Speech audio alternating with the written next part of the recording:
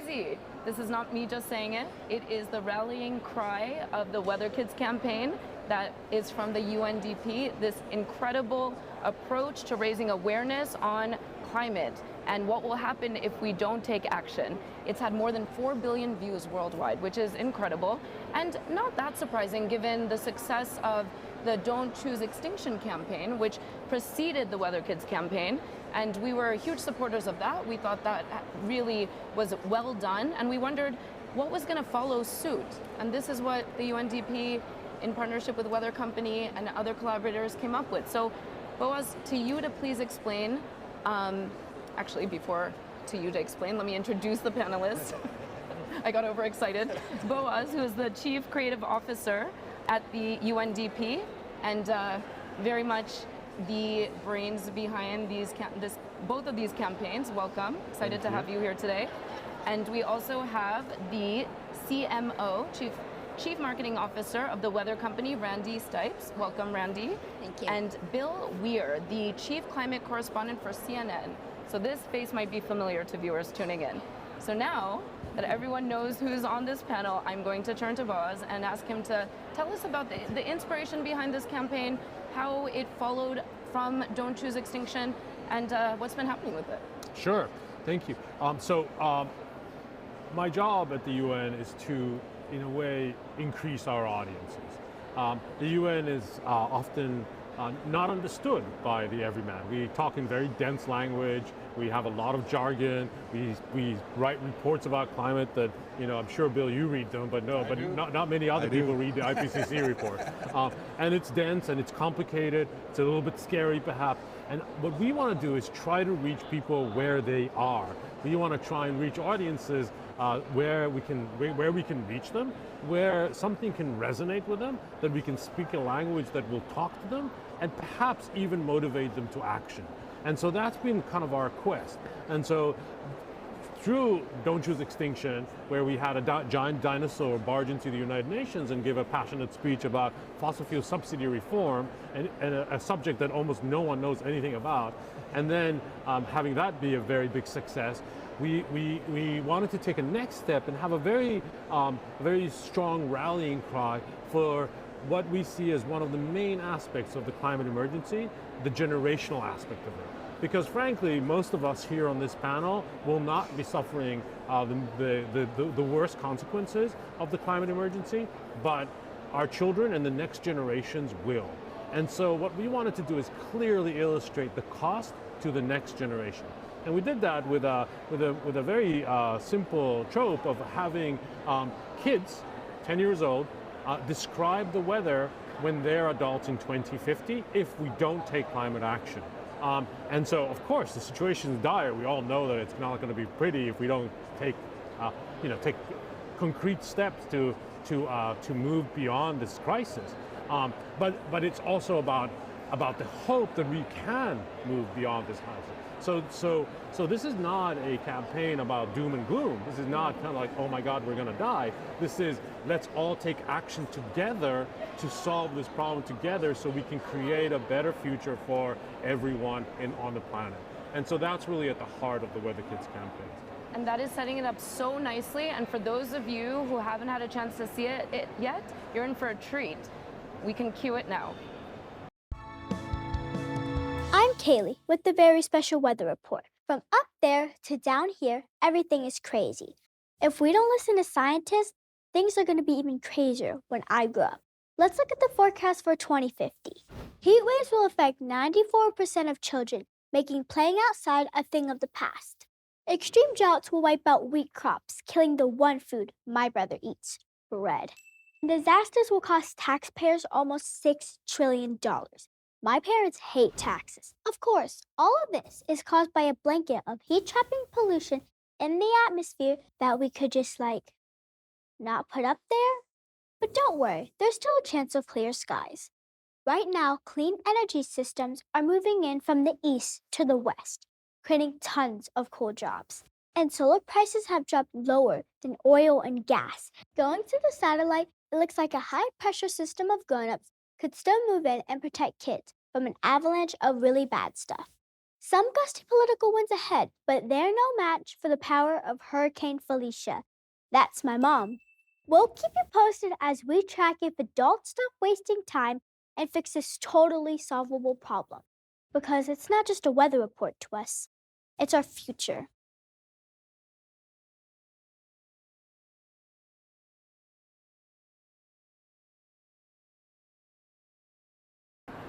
So that was great. That was super creative. I am so impressed by these young people. And I know CNN has also been a massive supporter of this campaign. So talk to us a little bit about why the media, the role that the media sees in supporting this kind of messaging. And why is that so really important, obviously? Well, it's interesting. A few months ago, I came up through local news. I was a weekend sports guy in tiny little markets in the Midwest, worked my way up. And I wrote an op-ed a few months ago basically imploring my colleagues in small and large newsrooms around the country, around the world, to start connecting the dots. The only scientist in every living room is usually your meteorologist. But I've been in newsrooms where people are really hesitant to get, because it's been so politically charged, they get enough complaint, mean people commenting on their hair or their clothing. They don't need to pick a fight with somebody who's a climate denier, so they just avoid it.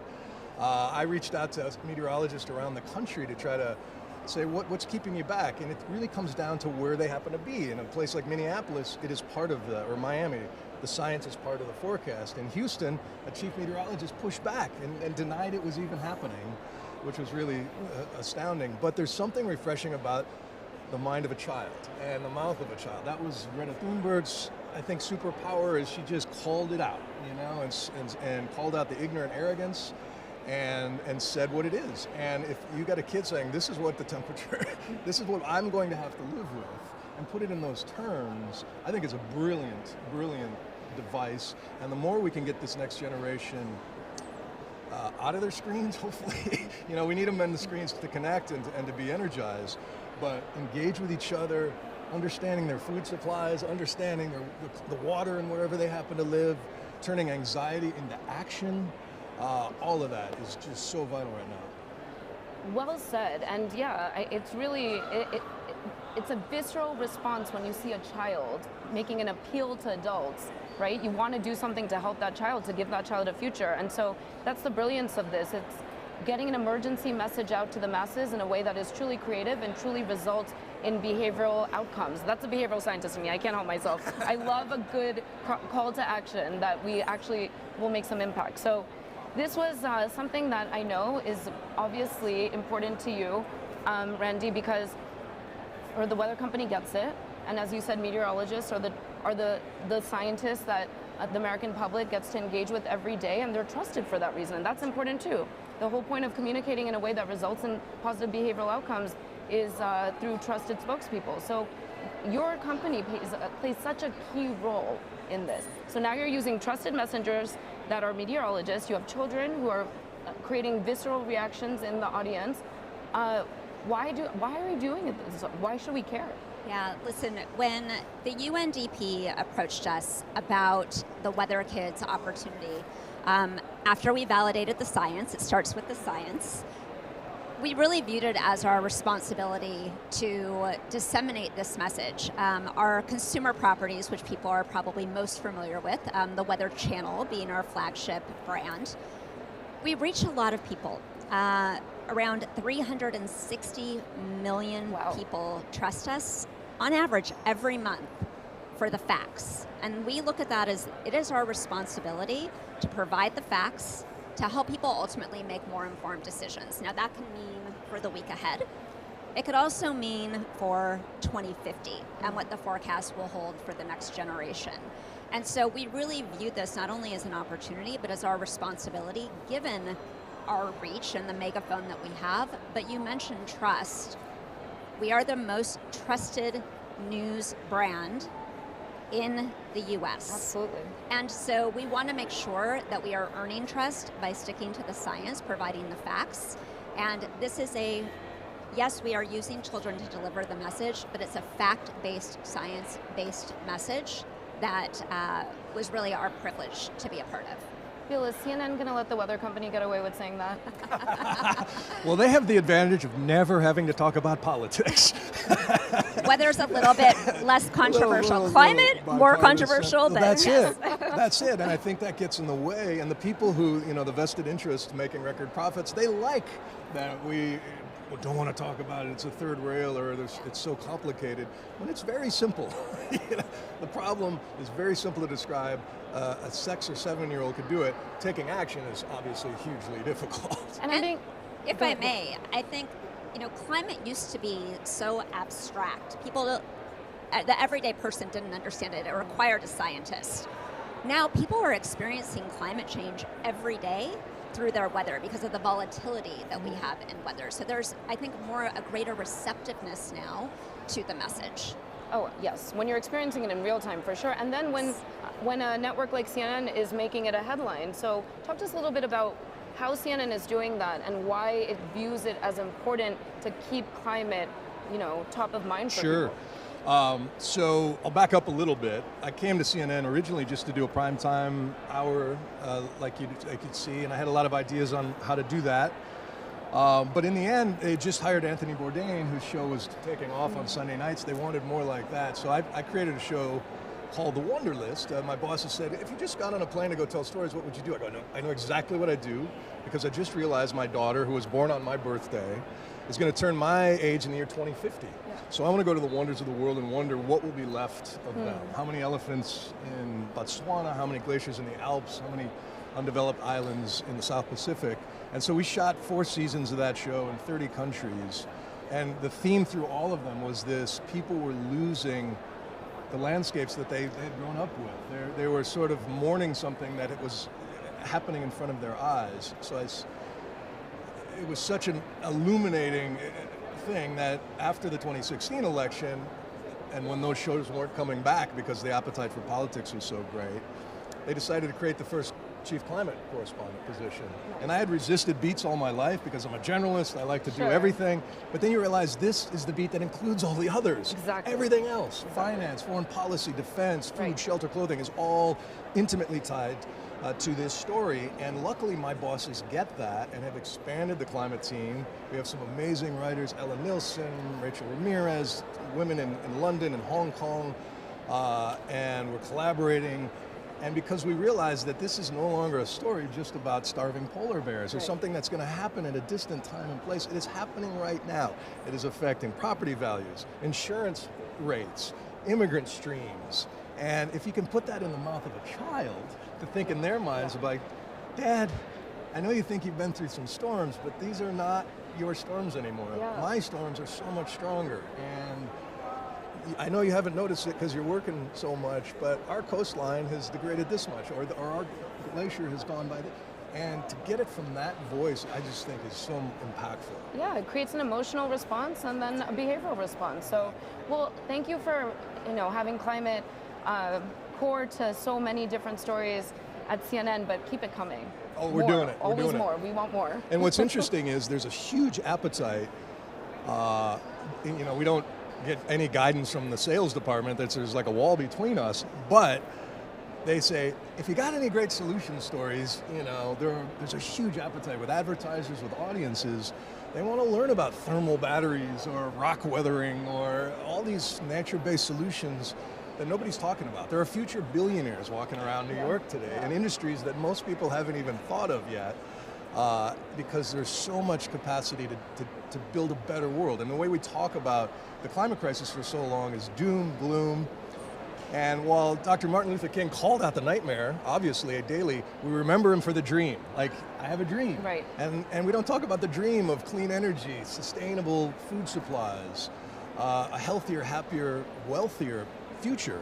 It's possible. Yeah, and I think, Boaz, it's fair to say you think of it like this too, and I do, very much so. I think, the climate emergency has a potential of being the biggest boon in the history of humanity.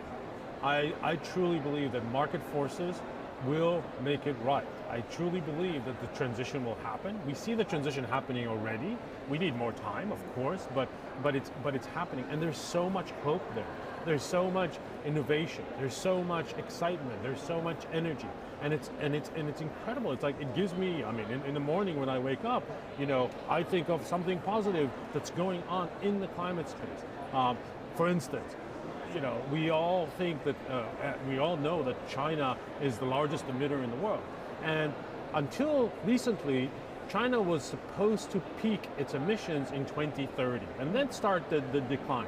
We've learned recently that China is going to peak its emissions in 2025 and then start the decline. And so that's a huge hopeful sign. We see these kind of like hopeful signs all over the place. We believe that we can beat it, but the way to do it, from where I sit, is for all of us to do it together. There cannot be any more, the United States, France, and Uganda. It has to be all of us as humanity fighting this fight together, this existential fight, if I may say, that has to come from our most human place. Humanity has to unite against this crisis and fight the fight together. It's absolutely imperative, and that's what we're trying to do. We're trying to get as many people involved across the world. And we have to remember that we will not leave anyone behind. The transition will happen, and we will bring everyone along. And you're with the UNDP, it's the United Nations General Assembly, it's New York Climate Week. We are coming up to the 29th climate conference. And so we should set this in the context of that. It's been 10 years since the Paris Accords. And so how much progress has been made from your vantage point, Boaz, coming back to you, how much progress has been made, and what do we need to prioritize now going into 2025's UN COP conference? I mean, so much has been achieved. If we think about Kyoto as a starting point, COP1 as a starting point, it's a huge achievement. The fact that we managed to get all countries around the table in Paris to sign a climate agreement, even though the agreement was absurd and 3 degrees is not where we want to be, but it was a way to get all the countries involved, all of them signing that agreement and then moving forward. 5 years ago, we managed to get the agreement down to 2 degrees. Now we need to get the agreement down to 1.5.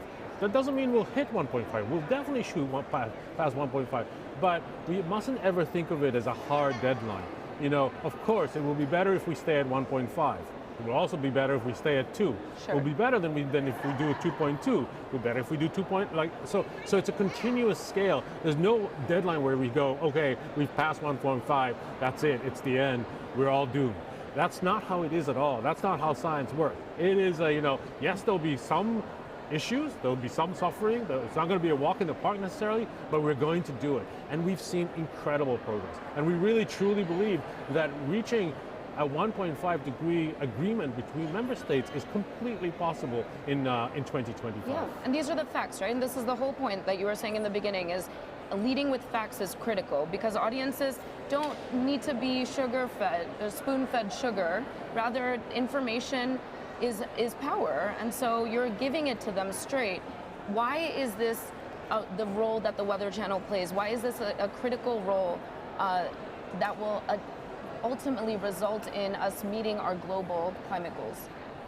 Listen, I think in a world today where everything is becoming over politicized, people are craving truth. They're craving facts. They're craving science. I think the other thing that we need to do and the role that we can play is we have to continue to democratize the information. We have to, in our world, that means democratizing the forecast and making sure that everyone has access to an accurate forecast. You spoke earlier about innovation. We need to continue ensuring that humans are working together with machines. There are no shortage of weather models available. But how are we interpreting those models to derive the best possible forecast? We need humans, first and foremost, to provide their expertise, but then we need to continue to innovate in areas like AI, where we can merge human expertise with machines to get the most accurate possible reading. And then doing it in partnership. On any given day, we might be competitors, but being able to sit here together to join forces and unite around the science and the facts is going to be critical. Absolutely. And when we're thinking about solutions, and including, AI, which is something you can't not hear 2 to 3 times a day, much less, not just once a day. What gets you most excited, Bill? You are reporting on the forefront. You're talking about solutions. What are the trends that you're seeing that you would be potentially willing to share with, let's say, competitors, or just media more broadly that should be pushing these stories out to get audiences excited that there's a lot of positive innovation already here and in the pipeline? Well, I just came back from a couple of stories. Now that the Inflation Reduction Act money is starting to flow, and we're seeing it in the States. I was just in Minnesota, where Xcel Energy is converting the biggest coal-fired power plant in the state to solar. Cool. And they're doing it in a way that's really ingenious, where they're just plugging clean new energy into dirty old plants, thus skipping like the line to get on the transmission grid. Can be 5 years long. Now you plug right in and start dialing down the fossil fuels, goosing up the clean energy. The community, the employees can stay. They don't have to fire everybody. They don't have to demolish the plant. It remains a part of the community there. And a study out of Cal Berkeley says we could double America's power capacity just by doing that, just by building this new stuff next to the old dirty plants. Nuclear is having a huge resurgence. Microsoft announced they're going to bring back 3 Mile Island, which I just went up to look at all of the nuclear waste at Indian Point. We got to figure out what to do with it, but it's really stunning when you figure that, when you understand that a pellet of enriched uranium has the same power of a ton of coal. Yeah. And so 50 years of power of New York City, the canisters would fit in this area. It's still radioactive, it's still dangerous, you got to find a place for it. But that's a technology that we can't walk away from, and I think a lot of people are realizing that as well. But there's thermal battery companies, there's so many things that are happening, but I will say, to add a little wah-wah to the talk of cops. It took 28 cops before humanity finally admitted, okay, this is the beginning of the end of oil.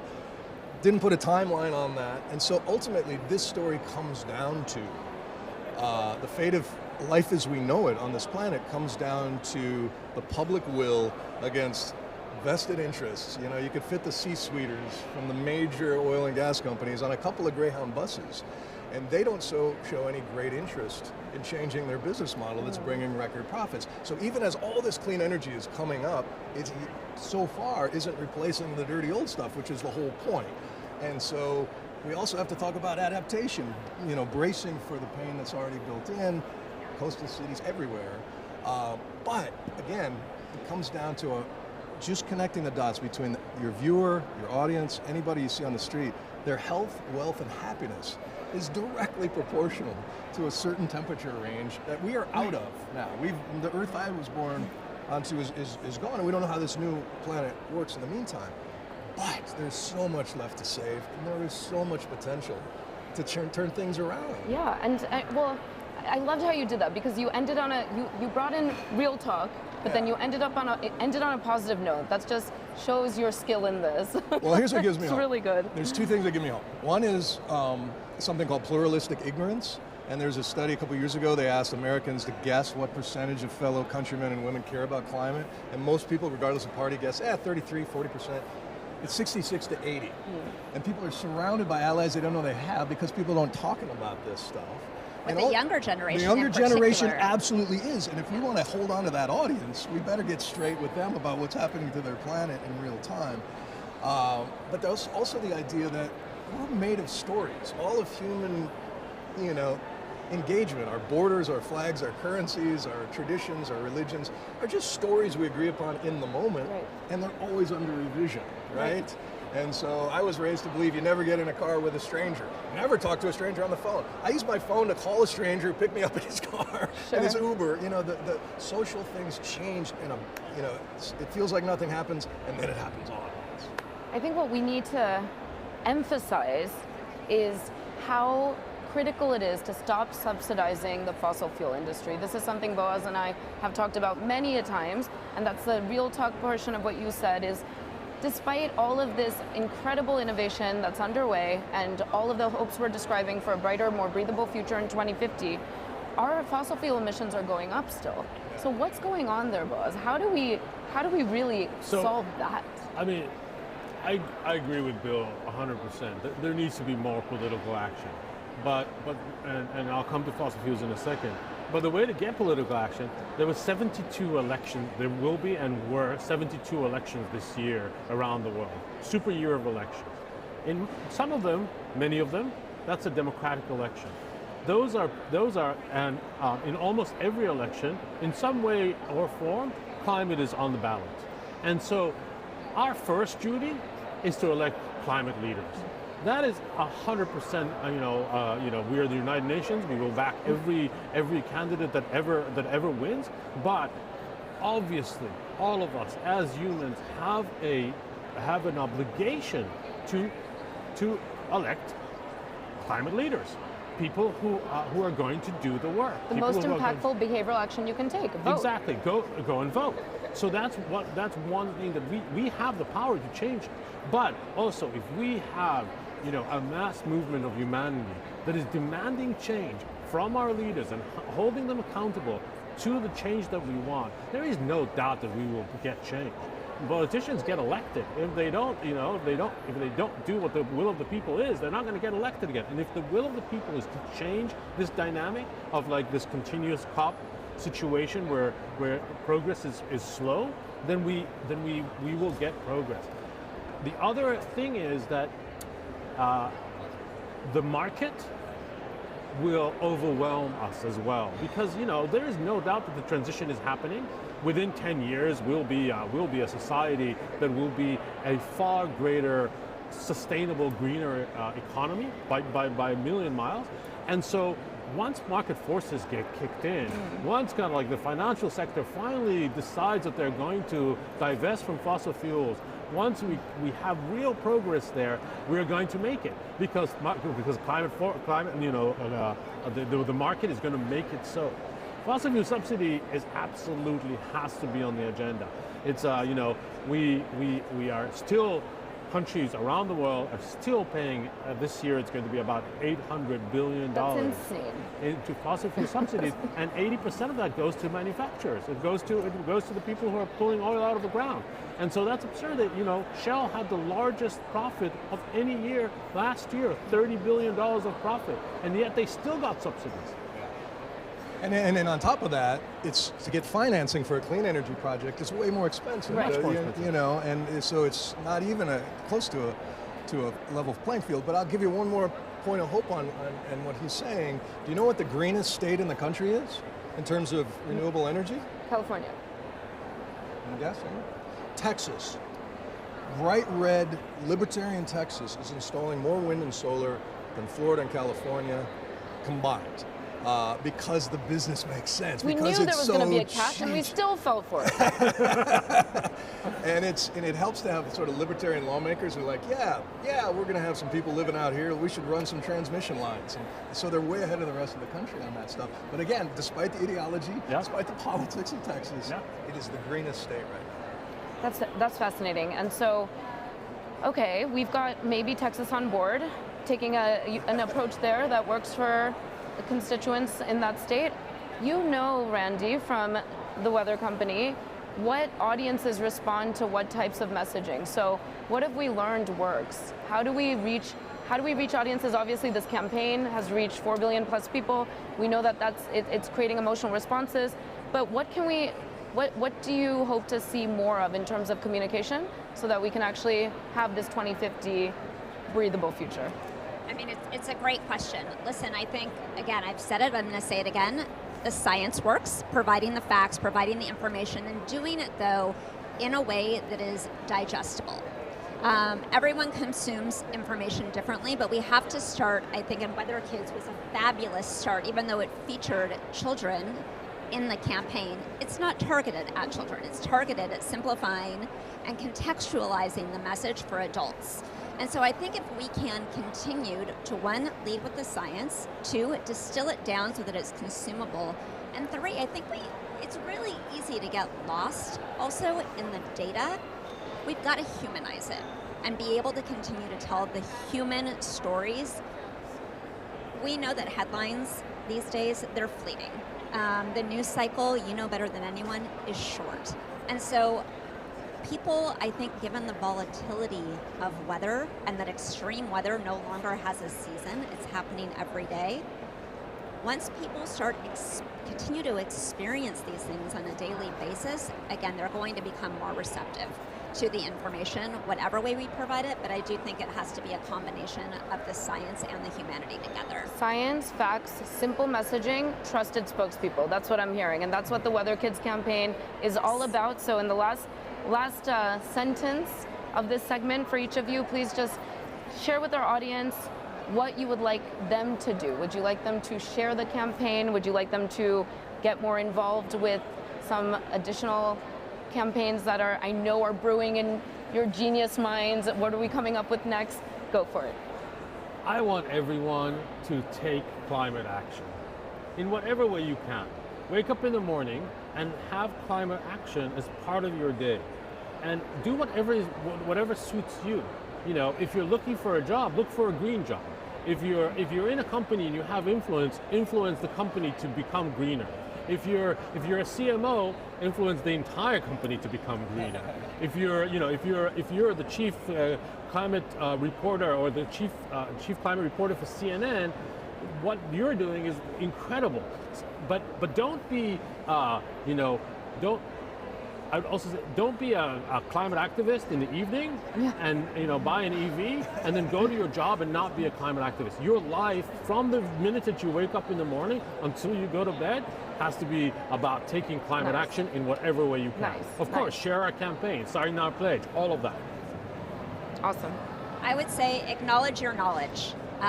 In my case, I'm a marketer. It is my craft to influence people, and my team's craft. To Boaz's point, for the marketers out there who might be listening, if you're a brand, figure out how you can authentically make climate action part of your company's mission. If we make it a campaign, we will not be successful. You have to embed it into the DNA of your business and make it a business imperative. Nice, great point. Final word. Step one is just talk about it. Studies have shown most people who really care just don't talk about it, and it needs to be in every conversation. You don't have to use the word climate change. You could say, "Hey, do you see Oakland? They just got all electric school buses that they plug the school in at night as a battery." I think again, it's the possibilities, how to create a better future, find a tribe, find like-minded folks. And to Boaz's point, when people say, "What can I do?" Well, what are you good at? Are you an accountant? Well, you can volunteer to do some accounting for your bird conservancy, or you can, if you're the kind of person who likes to go to meetings and then tell the neighbors what they said, go to your utility board meetings and be the person that connects folks. All of us together. Not only will it help find solutions, it makes you feel better. Yeah. We are social creatures, and suffering alone right now is not allowed. We got to connect. And just by talking about it, acknowledging our power as consumers and voters, that's the beginning. Awesome. I love it. Great point to end on. Thank you to my panelists, Boaz, Randi, Bill. You all rock. Thank you for being campaigners, for being communicators, and encouraging those tuning in to do exactly that too, because they can. Cheers all. Thank you. Thank you. Thank you.